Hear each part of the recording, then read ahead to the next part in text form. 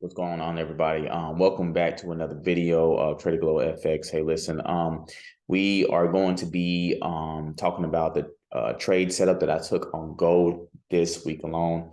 It ran me up over $1,100. I traded gold 3 times this week, but this last trade that I had on gold really put me up there on the supply and demand strategy. Okay, so let's go ahead and get into it. I'm not going to really keep you guys too long. I use session breaks for a very good reason. The session breaks are there to show everyone that this is the sessions I trade in. That is strictly New York session. I do not trade outside of my zone. And if I do trade outside of my time zone, it will be for a very logistic reason. All right. So let's go ahead and get into it. Let's go back and back test on this 5-minute where I took that setup. Okay, so we all know that gold was like up and down due to the debt US ceiling that's been going on, taking place, right? So the one that I took over here, which was on Wednesday, and mind you, I don't really trade Wednesdays like that. The reason why I traded this setup is because it was it was a very high probability setup. Now, if you look on the 1-hour time frame, well, it's probably not going to put it back in time, but 1-hour time frame, mainly the trend is down. Okay, so mainly the trend is down. So what I'm really looking for is sales, right? But usually my plan is if I see higher highs and higher lows being broken, right? You say this was a high that was broken, right? This was a high that was broken, all right? This was a high that was broken. Then you can obviously say that this is a uptrend currently. All right. So I had an uptrend for a short period of time. And you guys know I stay with the trend. All right. So at first, I had like a setup. Let's see. Put this bad boy on. All right. So this is like 5 o'clock. So let's fast forward.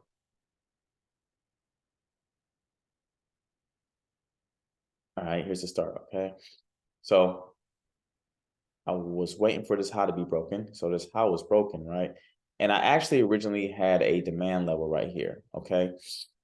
But because the market was coming back a little, because the market was shooting up too much, I decided, you know what, this may not happen, okay? So this is definitely a liquidity grab I was thinking about at the moment.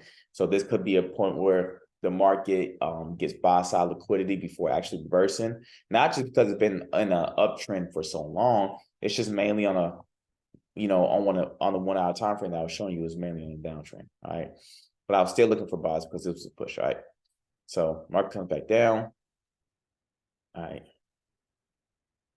and then shoots up one more. Now this is when this candle was really bullish. So what I was really looking for was a demand zone right here for a buy. Right.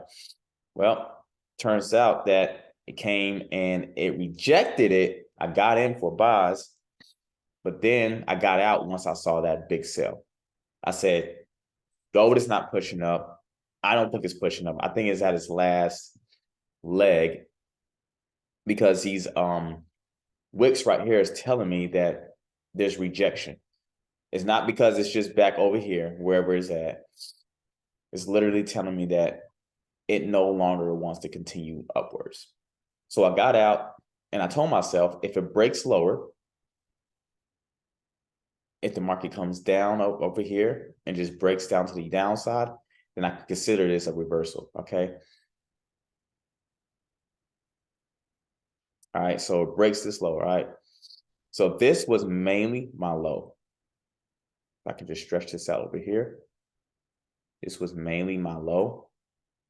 Not because what used to be resistance turned into support. It's not that. It's simply that this is a crucial low for me. If it's broken, then to me, it's one to continue more down. If this was not broken, this remained rejected and went back up, then that would have told me that gold wanted to continue up. All right. Excuse me, my allergies are working a little bit. So you see that, guys? Now we have confirmation that the market wants to continue downwards. Okay. Now, some of you are probably saying, how do you know that? 100%, I don't know.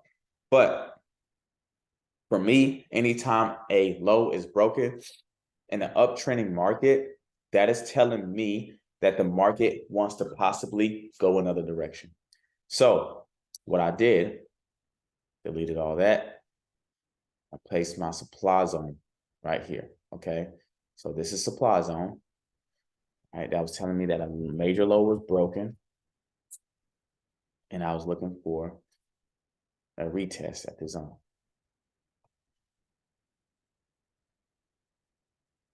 Retest right there. Shorted the market.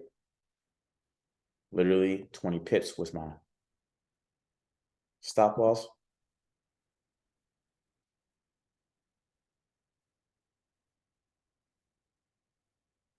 And I know, I think it was about 147 plus pips.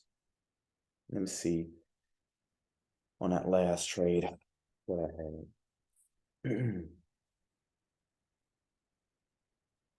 Yeah, 1963.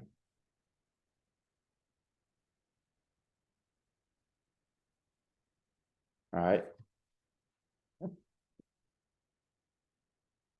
Let's see. So, and there you have it.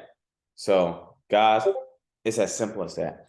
All right. Now, I'm going to make another video soon on how to trade supply and demand. Just as simple as that. Again, okay, because this stuff is not rocket science, guys. Just the market is doing the same thing over and over again. You can literally, see how the market moves in waves over and over again in an uptrend and a downtrend. Okay. So in this gold trade, I was able to profit over 160 something pips, but because of spreads, I ended up getting 140 something pips. So hope this video was awesome. Like, subscribe, comment if you want to. And if you have any questions, please feel free to ask. Please join the group freely in our Discord group where I got the chance. And I'll see you guys in the next video. Peace.